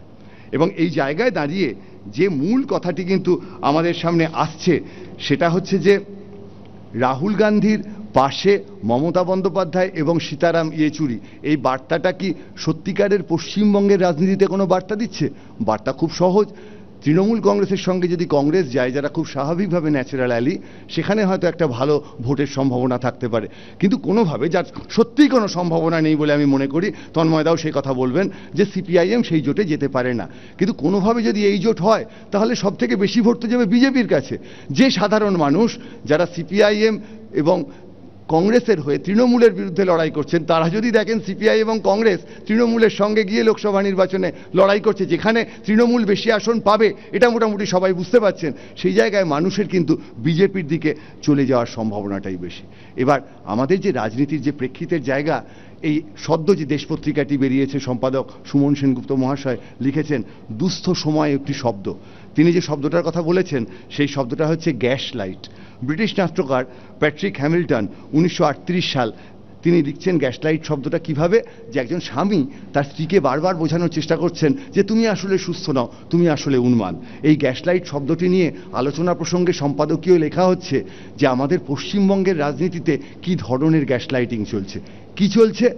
এই যে বিভিন্ন দুর্নীতির কথা আসছে, বিভিন্ন অসুবিধার কথা আসছে, কুণাল ঘোষদাও বলেছেন সেদিন মঞ্চে গিয়ে এই যে শিক্ষকদের সঙ্গে যে এই যে ঘটনাগুলো ঘটছে যদি কিছু ভুল হয়ে থাকে ঠিক করতে হবে, কিন্তু এর মধ্যে বারবার করে যে অন্য কথাটা উঠে আসছে কেন্দ্র রাজ্যের দ্বন্দ্ব, তৃণমূল বিজেপির দ্বন্দ্ব, সেই জায়গায় উঠে আসছে ষড়যন্ত্রের কথা, বারবার করে উঠে আসছে ষড়যন্ত্রের কথা। এখানে কি ষড়যন্ত্র হয়েছে, কোনো দুর্নীতি নেই। এই যে একে অপরের বিরুদ্ধে ষড়যন্ত্রের কথাগুলো যখন বলছেন, যে জায়গায় দুর্নীতি বা রাজনীতির ভুল যে বিষয়গুলো, সেগুলো এই রাজনৈতিক দলগুলোর সামনে কিন্তু তারা নিজেরা আয়না রেখে বলছেন না। ফলে আমরা একটা গ্যাস লাইটিংয়ের মধ্যে পড়ে যাচ্ছি। আমাদের সত্যি কনফিউশন হচ্ছে যে সত্যিই কি চাকরির ক্ষেত্রে 51-77-এর চেয়ে বেশি বারবার গুলিয়ে যাচ্ছে, সত্যিই কি বিভিন্ন রকম দুর্নীতি, রেশন কার্ড বা 100 দিনের কাজে দুর্নীতি হয়েছে, নাকি বিজেপি সত্যিকারের টাকা দিচ্ছে না। অর্থাৎ সাধারণ মানুষকে এই ষড়যন্ত্র তত্ত্বের কথা বলে সত্যিকারের যে রাজনৈতিক এবং সামাজিক ব্যবস্থা তার থেকে চোখ ঘুরিয়ে দেওয়া হচ্ছে কিনা, এটা কিন্তু অত্যন্ত গুরুত্বপূর্ণ বিষয়। এবং এই জায়গায় অবশ্যই বিরোধী রাজনৈতিক দলগুলি, বামপন্থী বা কংগ্রেস, তারা তো এই মুহূর্তে খুব শক্তপোক্ত জায়গায় থাকতে পারছে না। লায়ন কিং সে সিনেমা, সেখানে দূরদৃষ্টি সম্পন্ন বাঁদর সে বেচারা সিংহকে মনে করিয়ে দিয়েছিল I know who you are. ফলে সাধারণ মানুষকে বিরোধিতার দায়িত্ব নিতে হবে গণতন্ত্র রক্ষার্থে, সাধারণ মানুষকে শাসকের বিরোধিতার দায়িত্ব নিতে হবে, শাসককে বারবার প্রশ্ন করতে হবে। সেখানে অবশ্যই যদি বিরোধী নেতৃত্ব তারা সুস্থ সবল না হন তাহলে খুবই মুশকিল হবে। এবং এ কথা তো আমরা বারবার প্রথম থেকেই শুনছি যে শিয়ালের জন্য সবাই ভাবে, তাহলে সেই প্রশ্ন আসবে আমাদের জন্য কে ভাবে। ফলে এই জায়গায় দাঁড়িয়ে অবশ্যই প্রথমবার বেল পড়ে গেছে, খুব তাড়াতাড়ি যেটা শেষ করতে চাই সেটা হচ্ছে গোটা জিনিসটা যেটা দাঁড়াচ্ছে সেটা হচ্ছে সামনে একটা লোকসভা নির্বাচন হবে। এই লোকসভা নির্বাচনের আগে মনে রাখতে হবে 2004-এর ইউপিএ সরকারের কথা। কি জন্যে মনে রাখতে হবে? বাজপেয়ী জিতবেন প্রায় ঠিক ছিল, সেখানে বিরোধীরা জিতে গেল, বামপন্থীরা 60-এর ওপর আসন পেল। তারপর কালিদাসী বামপন্থী আমরা দেখলাম, যারা সেই সময় 100 দিনের কাজ থেকে শুরু করে অনেক কিছু করার পর নিজেরা যে ডালে বসেছেন সেইটাকে কাটলেন। কেন? কারণ কোনো এক দূরদেশে, ওই যাদের আজকে সুপ্রভাত বললাম শুরুতে, সেইখানে নাকি পরমাণু নিয়ে, তার অস্ত্রশস্ত্র নিয়ে কি আলোচনা হয়েছে, তারা মনে করলেন এইভাবে দেশ চালানো যায় না, বেরিয়ে এলেন, করে জায়গাটা ছেড়ে দিলেন। সমস্যার জায়গাটা কি? এই যে লোকসভার মতো জায়গায় যেখানে দক্ষিণপন্থী ভাবনা থাকবে, মধ্যপন্থী ভাবনা থাকবে, যেমন আরএসএসের কথা বারবার ওঠে, আরএসএস তো কোথাও ব্যান্ড হয়ে নেই আমাদের ভারতবর্ষে। আরএসএসের যে ভাবনা, সেই ভাবনা নিয়ে তো প্রচুর মানুষ কাজ করছেন। একই রকমভাবে যে বামপন্থী ভাবনা সংসদে থাকার দায় ছিল, যে মধ্যপন্থী ভাবনা সংসদে থাকার দায় ছিল, তারা যদি নিজেদের দায়টা নিজেরা বজায় রাখতে না পারেন তখন আবার সেই সাধারণ মানুষদেরই সেই দায় নিতে হয়। না হলে বামপন্থীদের কথাগুলো কিন্তু কখনো লোকসভায় পৌঁছয় না। সেই কারণে যে বিষয়টি আসছে সেটা হচ্ছে রাজনীতির সামঞ্জস্য প্রয়োজন, এবং সেই রাজনীতির জায়গায় বিরোধীদের লড়াই প্রয়োজন। সত্যিকারের বিজেপি 3 রাজ্যে জিতেছে, তবু মনে করিয়ে দেওয়া প্রয়োজন যে এই 5 রাজ্যের নির্বাচনে মোট ভোট কিন্তু কংগ্রেসের বিজেপির থেকে বেশি ছিল। এই ধরনের যুক্তিগুলি কিন্তু জোটের বৈঠকে আলোচনা হচ্ছে বলে মনে হচ্ছে না। সেখানে কে কোন চেয়ারে বসবেন তার পারমুটেশন কম্বিনেশন, সেখানে মমতা বন্দ্যোপাধ্যায়ের সঙ্গে সোনিয়া গান্ধীর যে দূরত্ব, তার মধ্যে কজন লালু প্রসাদ যাদব, কতজন নীতিশ কুমার বসে আছেন তাই নিয়ে দ্বন্দ্ব, কে প্রধানমন্ত্রী হবেন তাই নিয়ে ভাবনা, এই নিয়ে গণতান্ত্রিক পদ্ধতিতে লড়াই যে নির্বাচনের জায়গাটা, বিজেপিও তো বারবার বলে আমাদের বিরুদ্ধে আমরা শক্তিশালী প্রতিদ্বন্দ্বী চাই যাতে আমাদের দেশের গণতন্ত্রটা বজায় থাকে। সেই শক্তিশালী প্রতিদ্বন্দ্বীর জন্যে আমাদের একটাই বক্তব্য থাকবে, ভাঙা ঘর ফাঁকা ভিটেতে জমেছে নির্জনতার আলো, হে মহামানব এখানে শুকনো পাতায় আগুন জ্বালো। ধন্যবাদ। ধন্যবাদ শুভময় দা। কি সরলভাবে শুভময়দা বললেন যে শাসককে প্রশ্ন করে যেতে হবে, আর শাসকের সব থেকে বেশি আপত্তি ওই প্রশ্নগুলো নিয়ে। কিন্তু মুশকিল হচ্ছে শেষ বক্তা এমন হলে তারপরে বলার খুব একটা বেশি থাকে না। কিন্তু আমায় মার্জনা করবেন, ডক্টর কুণাল সরকারের পরে আমি বলেছিলাম যে প্রধানমন্ত্রী এবং মুখ্যমন্ত্রীর সম্পর্ক, এইটা যেখান থেকে এই সেটিং জল্পনার সূত্রটা সৃষ্টি হলো, সেইখানে আগে কি ছবিটা ছিল সেটা বোধহয় আজকের ছবির মতো ঠিক এতটা নেতিবাচক হয়ে যায়নি। দেখুন, প্রধানমন্ত্রী এবং মুখ্যমন্ত্রীদের সম্পর্ক নিয়ে এত কথা হচ্ছে, আদর্শ সম্পর্কের খোঁজে কিন্তু আমাদের অতীতে ফিরতেই হবে। ভারতবর্ষের প্রথম প্রধানমন্ত্রী জওহরলাল নেহেরু দেশের সমস্ত মুখ্যমন্ত্রীদের সঙ্গে সম্পর্ক রক্ষার একটা নির্দিষ্ট রুটিন করেছিলেন, আর স্বাধীনতার পর থেকে আমৃত্যু সেই নিয়ম নিখুঁতভাবে অনুসরণ করে গেছেন। প্রত্যেক মাসের 1 এবং 15 তারিখ তিনি সমস্ত রাজ্যের মুখ্যমন্ত্রীকে চিঠি লিখতেন। এখনো পর্যন্ত মুখ্যমন্ত্রীদের লেখা তার 400টা চিঠি পাওয়া গেছে। রাজ্যের আর্থিক দাবি দাওয়া নিয়ে এত বড় ইস্যু হয়েছে আজকের দিনে, অথচ সেই যুগে একজন মুখ্যমন্ত্রী যে কতটা কড়া ভাষায় দেশের প্রধানমন্ত্রীকে আর্থিক দাবি জানিয়ে চিঠি লিখতে পারেন তার লিখিত উদাহরণ আজকেও ছড়িয়ে ছিটিয়ে আছে। মণিমুক্ত, আমি মণিমুক্ত থেকে একটা সামান্য অংশ তুলেছি, আপনাদের পড়ে শোনাবো। 1949 সালের 1 ডিসেম্বর এই রাজ্যের পশ্চিমবঙ্গ রাজ্যের তৎকালীন মুখ্যমন্ত্রী বিধানচন্দ্র রায় প্রধানমন্ত্রীকে লিখছেন, প্রিয় জওহর, তোমার ধারণা উদ্বাস্তুদের সাহায্য ও পুনর্বাসনের জন্য তোমার সরকার পশ্চিমবঙ্গকে বিরাট অঙ্কের অনুদান দিয়েছে, কিন্তু তোমার জানা আছে কি পশ্চিম পাকিস্তান থেকে আসা উদ্বাস্তুদের জন্য যে খরচ হয়েছে তার তুলনায় এই টাকা অত্যন্ত নগণ্য। তুলনা করতে চাই না, কারণ তা মনোমালিন্য সৃষ্টি করতে পারে, কিন্তু আমাকে আজ বলতেই হচ্ছে যে 2 বছরের জন্য মাথাপিছু মোট দান 20 টাকা। এটাকে তুমি বিরাট দান বলবে? ভাবুন, নিজের দলের একজন মুখ্যমন্ত্রীর এই রকম কড়া চিঠি পেয়ে না জওহরলাল নেহরু পরের দিনই পশ্চিমবঙ্গকে সমস্ত অনুদান বন্ধ করে দেননি, বরঞ্চ পরের দিনই চিঠির উত্তর দিচ্ছেন, একেবারে পরের দিন, যে প্রিয় বিধান, তোমার গতকালের চিঠির জন্য ধন্যবাদ। তুমি ঠিকই বলেছ, অনুদান নয়, আমার ঋণ শব্দটা ব্যবহার করা উচিত ছিল। ভাবুন, এখন কথা হলো, অতীত থেকে আমরা কি শুধু বেছে বেছে খারাপ উদাহরণগুলো নেব, সুশিক্ষাগুলো ভালোগুলো নেব না? এই প্রশ্ন দিয়ে আজ শুরু করব এই ওপেন ফোরাম। একদম ঠিক, এবং সেই জন্য আমি প্রথমেই কুণাল ঘোষ এবং অরূপ চক্রবর্তীকে ধন্যবাদ জানাবো। ওরা ওদের বলার মধ্য দিয়ে শিয়াল যে ভাঙা বেড়ার অনুসন্ধান করতে জানে এইটা প্রমাণ করেছেন, এবং আসলে আমার যুক্তিটাকেই প্রতিষ্ঠিত করেছেন। আমি অরূপকে বাড়তি একটা কথা বলবো, যে তুমি এই কন্যাশ্রী, যুবশ্রী, এত রাজ্য রাজ্য অমুক তমুক হেনাতানা, কংগ্রেসের ভিতরের প্রতিযোগিতা সব বললে, তো মনে করিয়ে দিতে যদি যে পশ্চিমবাংলায় কন্যাশ্রী চালু হওয়ার আগে তামিলনাড়ুতে প্রথম এটা চালু হয় এবং তামিলনাড়ুতে 3000 টাকা দেওয়া হয় মাসে, তাহলে পরে বোধহয় তোমাদেরও কিছু শেখার থাকতো। আমি কুণাল সরকারদাকে খালি জিজ্ঞেস করব, এই এত স্বাস্থ্যসাথীর গর্ব, আপনার হাসপাতালে কি স্বাস্থ্যসাথী কার্ড নেয়? এলাও, আপনার হাসপাতালে স্বাস্থ্যসাথী বাবদ বকেয়া টাকার পরিমাণ কত? অন্য কিছু আমি জানতে চাই না। আমার শেষ হচ্ছে শ্রমিককে জিজ্ঞেস করা। শ্রমিককে শুধু আমি জিজ্ঞেস করব যে আমি ধরেই নিচ্ছি বিজেপি যেভাবে এগোচ্ছে এবং তুমি যে উদাত্ত আহ্বান জানিয়েছো, তাতে 2026-এ বিজেপির সরকার পশ্চিমবাংলায় অবশ্যম্ভাবী, এইটা ধরে নিয়ে আমি খালি জানতে চাইব, মধ্যপ্রদেশের নতুন মুখ্যমন্ত্রীর মতো বিজেপির নতুন মুখ্যমন্ত্রী কি পশ্চিমবাংলায় প্রকাশ্যে আমিষ বিক্রি করা বন্ধ করবার নিদান দেবেন? না, আমি উত্তরটা 1 সেকেন্ড দিয়ে নিচ্ছি। এখানেও আবার ওই ক্রোনোলজি এলো একটা শেয়ালের। তন্ময়দার ইনিশিয়ালটা এলো তৃণমূলকে লক্ষ্য করে, কিন্তু মুশকিল হচ্ছে যারা ডিক্টেটরশিপ অফ দ্য প্রোলেতারিয়েট বললেন তারা কিন্তু কন্যাশ্রী করে গরিব মেয়েদের পাশে দাঁড়াননি। আমি শেষ করে নি, আমি আপনার বলার সময় বলিনি,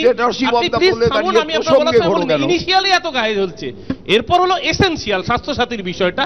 এসেনশিয়ালটা নিশ্চয়ই ডক্টর কুণাল সরকার বলবেন, তার হাসপাতালে স্বাস্থ্যসাথী পরিষেবা পাচ্ছে। আমরা বিভিন্ন মানুষের সোশ্যাল মিডিয়ায় পোস্ট দেখছি, কিন্তু লাস্টে যেহেতু বিজেপিকে বলতে হবে, ওটা সবাই বুঝতে পারলো যে ওটা আর্টিফিশিয়াল লড়াই, পুরোটাই শিয়ালের খ্যাক, শিয়ালের গল্প। আমার একটা ছোট প্রশ্ন ছিল, যেহেতু তন্ময়দা আমার দিয়ে, দেখুন তন্ময়দা অনেক সিনিয়র, তন্ময়দা অনেক আগে থেকে পশ্চিমবঙ্গের রাজনীতিটা দেখেছেন, আর আমি নেতা হিসেবে তো সেভাবে প্রতিষ্ঠিতই নই। আমার শুধু একটাই জিজ্ঞাস্য, ছোটবেলা থেকে দেখে এলাম সিপিএম জ্যোতিবাবু বুদ্ধবাবু, লোকসভা আপনারা এত জানেন মার্কিন প্রেসিডেন্টের কি করা উচিত, ইরাক নীতি কি করা উচিত, দেশের সরকারের কি করা উচিত, পশ্চিমবঙ্গের কি করা উচিত, শুধু লোকসভা আর বিধানসভায় আপনারা শূন্য হলেন কি করে? আপনারা এত করেন অথচ 70 মাস জীবিকা সেবকরা মায়না পায়নি কেন? আপনি শূন্যটা বলুন, বাকি 70 মাস জীবিকা সেবকরা মায়না পায়নি কেন এই রাজ্যে? প্রচুর জিনিস পেয়েছে। 70 মাস মায়না না পেয়ে কাজ করছে। আপনাদের জমানায় এত কিছু করছেন কেন পাচ্ছে না? আপনাদের জমানায় আজকে আইসিডিএস কর্মীরা মিছিল করেছে কেন? শূন্যটা জানেন, শূন্য রসগোল্লা, সেটা আরে মহা মুশকিল, আমরা তো শূন্য আমরা জানি না। না কি করে হলেন, এর মেকানিজম কি? এ বড় কম কথা নয়। কি করে হলাম তাও জানি। সবাই পারে না। আমরা বই ছেপে বিক্রি করেছি, না বই ছেপে বিক্রি করি, কোনো গোপনীয়তা নেই। ক্ষমতায় থাকার পর ছাপানো বই ন্যাশনাল ইন্টেলিজেন্সে পাওয়া যায় কি জানি, গবেষণার ব্যাপার। আমরা এই চর্চাটাকে একটু আগে নিয়ে এগিয়ে নিয়ে যাই। তন্ময়দা একটা খুব ক্রিটিক্যাল ইস্যু বর্তমানে তুলেছেন। আজকে যেমন টোটাল টাকা পয়সা স্টেট ফাইন্যান্স রিসোর্সের জন্য স্বাস্থ্যসাথীর তার কিছু সমস্যা আছে, ইকুয়ালি জানবেন যে আজকে আমাদের যেটাকে আমরা বলি ডিসফাংশনাল অকেজো ফেডারেলিজম, এই অকেজো ফেডারেলিজমের জন্য আয়ুষ্মান ভারত ইকুয়াল প্রবলেমে আছে। আজকে স্বাস্থ্যসাথী এবং অন্যান্য ইন্ডিভিজুয়াল স্টেট স্কিমের প্রবলেম কি? প্রত্যেকটা স্টেটের তার তার ইন্ডিভিজুয়াল রিসোর্স লিমিটেড। আয়ুষ্মান ভারতের প্রবলেম কি? আয়ুষ্মান ভারতও কিন্তু খানিকটা ভেলকিবাজি করেছে, সে বলার চেষ্টা করছে সে 30% মানুষের কাছে পৌঁছবে। বর্তমান recorded penetration is less than 15%। তার নেট রেজাল্টটা কি, যে হিসেবটা আমি আপনি ইগনোর করতে পারবো না। আমরা অনেক রকম ভালো কাজ করছি, অবশেষে ভারতবর্ষের স্ট্যাটিস্টিক্স অফ লজ্জা কোনটা? লজ্জার পরিসংখ্যান হলো এখনো আমাদের পকেট থেকে প্রায় 50% টাকা দিয়ে মানুষকে চিকিৎসা করাতে হয়। এত রকম যদি আমাদের স্কিম থাকবে তাহলে তো 3 বছরের মধ্যে এটা নেবে 15% আসা। আমার একটা প্রশ্ন আছে, যদিও আজকের বিষয়ের সঙ্গে নয়। এই 5 রাজ্যের নির্বাচনে আমরা দেখলাম 5 লক্ষ বাদ দিন, একটা পার্টি তারা বলছে আমি দিচ্ছি 25 লক্ষ, করে দেবো 50 লক্ষ। আমি বলছি একজন ব্যক্তি যদি 50 লক্ষের বীমা কোনো সাধারণ মানুষের থাকে, তার মানে সঞ্চয়ের কোনো প্রয়োজনই হয় না, সে মনে করবে সে স্বর্গে আছে আমাদের মতো দেশে। কিন্তু আমি বলছি এটা কি বাস্তবতা? এটা সত্যি হয়েছে নয় সুমন, কিন্তু এই ঝামেলায় পড়ে এই যে 3-4 বছর ধরে রাজ্য এবং কেন্দ্রে উভয়ে বুঝতে পারছে কত ধানে কত চাল, এখন কিন্তু কিছুটা মানে একটু চুপচাপ ভাবে একটা পজিটিভ কনভারসেশন হচ্ছে। সেটা হচ্ছে amalgamation of central and state health schemes. এইটা এই যে তুমি বললে, তুমি যে বিধানবাবুর কথাটা বললে, এটার পরেও তো জানো যে বিধানবাবুর আমৃত্যু আক্ষেপ ছিল যে আমাদের প্রচুর বকেয়া ছিল আমাদের রিফিউজি এক্সপেন্স অনুযায়ী। বিধানবাবুর সেই আক্ষেপ, freight equalisation, refugee expenses, income tax যে বরাদ্দ ছিল পশ্চিমবঙ্গের ওপরে, যেটাকে রাতারাতি অর্ধেক করে দেওয়া হয়েছিল। বিধানবাবু থেকে এই পাথর বুকে নিয়ে সরকারিয়া কমিশন হয়ে সেই ট্র্যাডিশনটা চলেইছে। হ্যাঁ, আমার একটা প্রশ্ন আছে, যে আপনি কথাটা বললেন কিন্তু বাস্তবের ক্ষেত্রে তো এটা দেখা যায় না। যেমন ধরুন খুব কম বেশি যদি হয়, পশ্চিমবঙ্গ সরকারের স্বাস্থ্য বাজেট প্রায় 13 থেকে 16 হাজার কোটি টাকার মধ্যে ঘোরাফেরা করে, খুব কম বেশি। এটা আমরা জানি যে স্বাস্থ্যসাথী কার্ডের যেটা ইন্স্যুরেন্স বেসড, তার টাকাটা ইন্স্যুরেন্সের প্রিমিয়াম হিসেবে দেওয়া হয়। কিন্তু আপনি এটা বলুন যে রিফিউজাল, এবং অ্যাকচুয়ালি পোর্টালে গেলেও দেখা যায় 1.5 লক্ষ টাকা পর্যন্ত মিনিমাম একটা দেওয়া হয় শুধুমাত্র কিছু কিছু স্পেসিফিক ব্যাপার। তাহলে এত রিফিউজাল কেন? তুমি সৌম্য, তুমি ভারতবাসী হয়ে যখন তুমি জন্মেছি, জানতে চাইছি না আমি তোমাকে বলছি, একজন ভারতবাসীর মাথা পিছু বার্ষিক স্বাস্থ্যক্ষেত্রে খরচা হচ্ছে 5,000 টাকা। তোমার যদি আজকে 10 কোটি জনসংখ্যা হয়, তোমার কম বেশি 50,000 কোটি টাকা should be your state allocation for health. তো সেটা কি কোন স্টেটের আছে? আজকে যেমন পশ্চিমবঙ্গের অসুবিধে হচ্ছে, ইকুয়াল অসুবিধে হচ্ছে আন্ধ্রা। ঠিক একদম। প্রত্যেকটা রাজ্য যারা আমরা সেন্টার এবং স্টেট ফান্ডকে অ্যামালগামেট করছি না, আমরা political opposition in social scheme জানতে গিয়ে আজকে আয়ুষ্মানের ঝামেলা কি? দিল্লিতে আয়ুষ্মান নেই, ঠিক, দক্ষিণ ভারতে আয়ুষ্মান নেই। একদম। আমি মূল বিষয়ে ফিরবো, তার কারণ কেন্দ্র রাজ্য সম্পর্ক, সরকারিয়া কমিশন, আবার তাহলে পুরো জিনিসটা চলে যাবে। আমরা অ্যাডভার্টাইজ করছি, Right. আমরা অ্যাপ্লাই করতে পারছি না। বিজ্ঞাপন হচ্ছে, নির্বাচনে ইস্যু হচ্ছে, কিন্তু কাজের কাজ হচ্ছে না, সোজা কথা। হ্যাঁ, আমি একটা কথা বলে নিই, সেটা হচ্ছে একদম সংক্ষেপে, যে এই যে আমরা জোটের আলোচনা করছি, জোট মানে কি? কয়েকটা দল, প্রত্যেকটা দলের একটা নিজস্ব জনভিত্তি না থাকলে তো জোট কনসেপ্টটাই আসবে না। ঠিক। তবে এটা ঘটনা যে পশ্চিমবঙ্গে জনগণের বা সাধারণ মানুষের আমার আপনার যে রোজগারের সমস্যা, মানে রোজগার ডেলি, মানে এই জায়গাটায় দাঁড়িয়ে রাস্তা, আলো, জল, বিদ্যুৎ পরিষেবা, কর্মসংস্থান, ক্ষুদ্র কুটির শিল্প, বড় শিল্প আছে, তাদের আমাদের জমি সমস্যা রেখে যতটা হচ্ছে, নতুন করে কৃষি জমি নেওয়া যাচ্ছে না, কর্মসংস্থান বা এই সামাজিক সুরক্ষা স্কিমগুলো, এগুলো কিন্তু আছে বলেই করোনা কালে সারা দেশের মাথাপিছু আয় কমে গেছে, পশ্চিমবঙ্গের বেড়েছিল। ফলে যদি কোথাও ভুল ত্রুটি থাকে নিশ্চয়ই সেটা সমালোচনা হতে পারে, কিন্তু পশ্চিমবঙ্গ সরকার এটা নজর দিয়ে। আমার একটা ছোট প্রশ্ন সৌম্যকে আছে, ওটা দিয়ে শেষ করব। সৌম্য ভাই আমার, তুমি যে এতক্ষণ আমাদের গালামন্দ করলে শুনে আমি মুগ্ধ হয়ে গেছি। আমার শুধু একটাই বক্তব্য, তোমার এই এত অভিজ্ঞতা, এত জ্ঞান এবং তৃণমূলের বিরুদ্ধে এত নালিশ, এটা তুমি সোনিয়া গান্ধী আর রাহুল গান্ধীকে বোঝাতে পারলে না? ওরা তো এখনো দিল্লিতে বিজেপিকে সরানোর শক্তি বলতে গেলে মমতা বন্দ্যোপাধ্যায় কেই ডেকে পাঠান। তো এইটুকু কি বুঝিয়ে উঠতে পারলে না? যদি না বোঝাতে পারো তাহলে সেটা এখানে আর্তনাদ করে তোমার কি লাভ আছে? অধীরটাকে বললেও পারে, ও তো রাত্রে রিপোর্ট দিতে হয়, অধীরটাকে বোঝা স্টেপনি লাগবে না।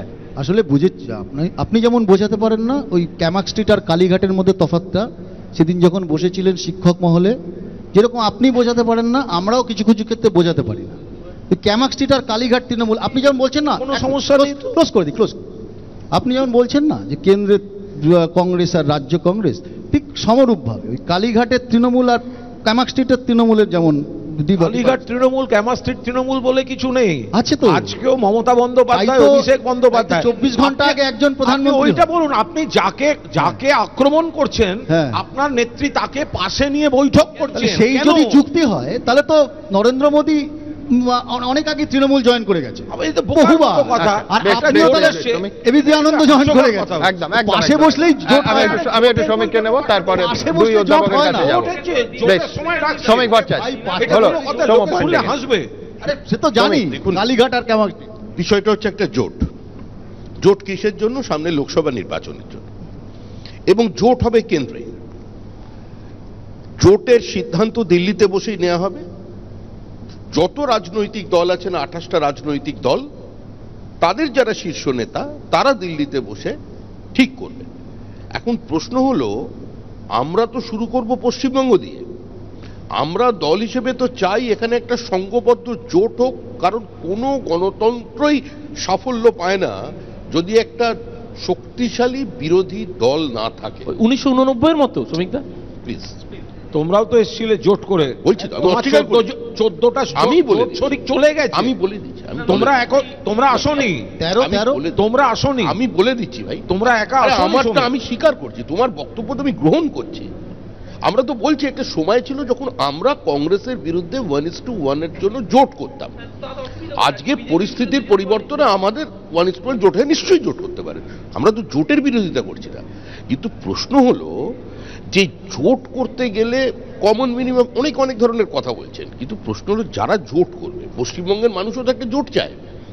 জোটপন্থী মানুষ সেখানে আছেন না, আমাদের মতো রাজনৈতিক পশ্চিমবঙ্গের মানুষ বিজেপির বিরুদ্ধে জোট করে রেখেছেন বলে 2021 সালে নরেন্দ্র মোদী, শ্রমিক নরেন্দ্র মোদী সংসদে দাঁড়িয়ে বলেছিলেন যে এক अकेला कितनों पे भारी, এই জোটের কথাই, এক अकेला कितनों पे भारी, বিখ্যাত। আমি আবার আলোচনাটা কলকাতা থেকে দিল্লি ছিল না, হ্যাঁ, তুমি দিল্লি থেকে কলকাতায় ফিরতে চাও না? না, আমি তো দিল্লি বললাম, সংসদ তো দিল্লিতে আছে বলেই জানি। কলকাতা কি আছে?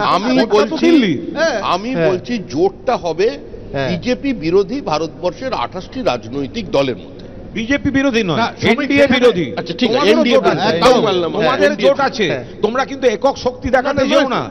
তোমরা যে ক্ষমতা এসেছিলে যখন ডক্টর মনমোহন সিং এর সরকারকে সরিয়ে নরেন্দ্র মোদী এলেন, তারা মূর্খ নয়, এখনো আছে তাদের স্মৃতিশক্তি ইন্ডিয়া জোটের বৈঠকের দিনে বৈঠক ডাকতে বাধ্য হয়। সহজ হলো, সেটা হচ্ছে শ্রমিকদের জোট আছে, শ্রমিকরা ভুলে গেছিল ইন্ডিয়া জোটের প্রথম বৈঠকের দিন ওরা একটা জোটের বৈঠক ডাকতো, তখন বিরোধিতা করছি না, আমাকে শেষ করতে দেবেন। আচ্ছা আচ্ছা, হ্যাঁ আমার বক্তব্য হচ্ছে যে আমরা যাদের জোট সঙ্গী বলছি, আমরা দেখছি কি ফিরহাদ হাকিমের বাড়ির সামনে সীতারাম ইয়েচুরি আর মমতা বন্দ্যোপাধ্যায়ের ছবি দিয়ে তৃণমূল প্ল্যাকার্ড তৈরি করেছে। আমরা দেখতে পাচ্ছি দিল্লিতে জোটের বৈঠক হচ্ছে, জাগো বাংলার প্রথম পাতায় ফ্রন্টলাইনের ছবি, ওর মধ্যে সীতারাম ইয়েচুরির ছবি নেই। আর গণশক্তিতে যে জোটের বৈঠকের ছবি ছাপা হচ্ছে সেখানে মমতা বন্দ্যোপাধ্যায়ের ছবি নেই। আমরা দেখছি ওখানে বসে আছেন, ফলে চোখে চোখে কথা বলো, মুখে কিছু বলো না, এ দিয়ে তো জোট চলে না ভাই। আপনারা চারজনকে দেখে সেটা আছে, তুমি যতগুলো গান গেয়ে নাও, লোকসভা ভোটের পর তোমার একটাই গান আছে, দুঃখ আছে মৃত্যু, বিরহ দহন লাগে, আর তুমিও গাইবে কিন্তু এই শোনো না, সখী যাত না কাহারে। আচ্ছা তুমিও গাইবে। আচ্ছা আমি একজন খুব মানে পলিটিক্যালি আনইনফর্মড মানুষ হিসেবে একটা পলিটিক্যাল ওপিনিয়ন চাইছি।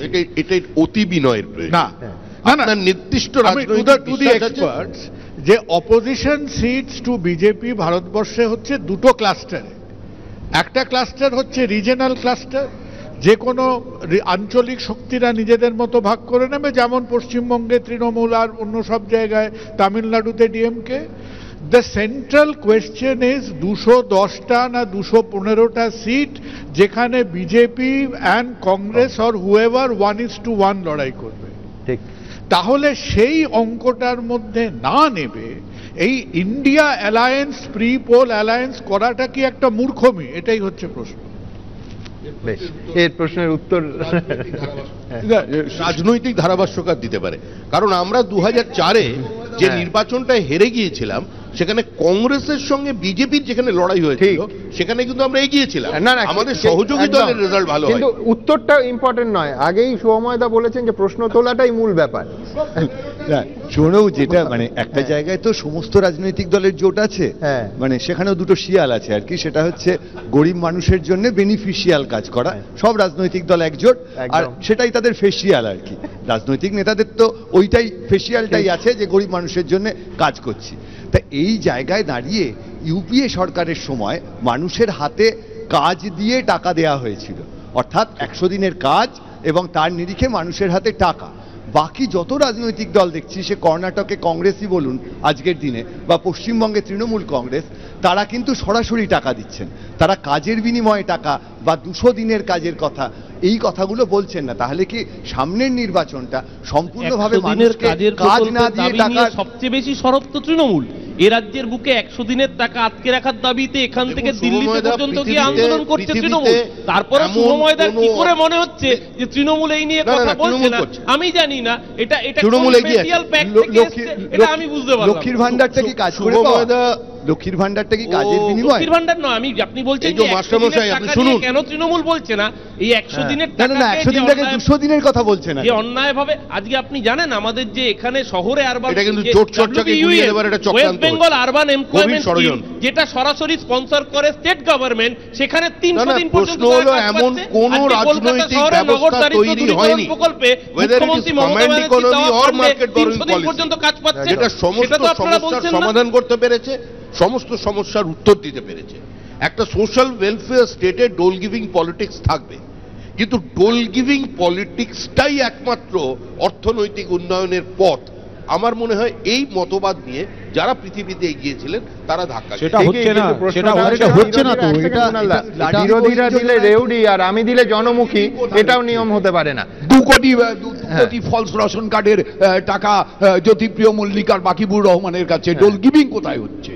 আচ্ছা, ডোল টেকিং হচ্ছে। ওই জন্য রেশন বিদ্রোহটা সিপিএম এর আমলেই বাংলার মানুষ দেখেছিল কিভাবে রেশনের গম চুরি হচ্ছে। সারা ভারতবর্ষে একমাত্র বাংলা গমের বদলে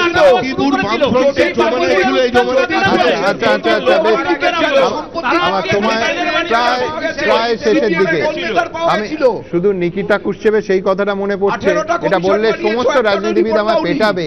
সেটা হচ্ছে যে কোনো পৃথিবীর যে কোনো প্রান্তে চলে যাবেন, দেখবেন যে একটা সেতু তৈরি করে দেবো এই প্রতিশ্রুতি দেয়া হচ্ছে, আর একটু খতিয়ে দেখবেন আসলে নদীটাই নেই। জাদ আমার শুধু এটাই বলার যে এই যে ইন্ডিয়া জোটটা করে দেওয়ার জন্য শ্রমিকদা যে উদ্যোগটা নিয়েছেন, কেন্দ্রীয় স্তরেও সেই উদ্যোগটা নেওয়া হয়েছে। তার জন্যই তো 143 অপোজিশন এমপিকে একসঙ্গে সাসপেন্ড করে দেওয়া হচ্ছে।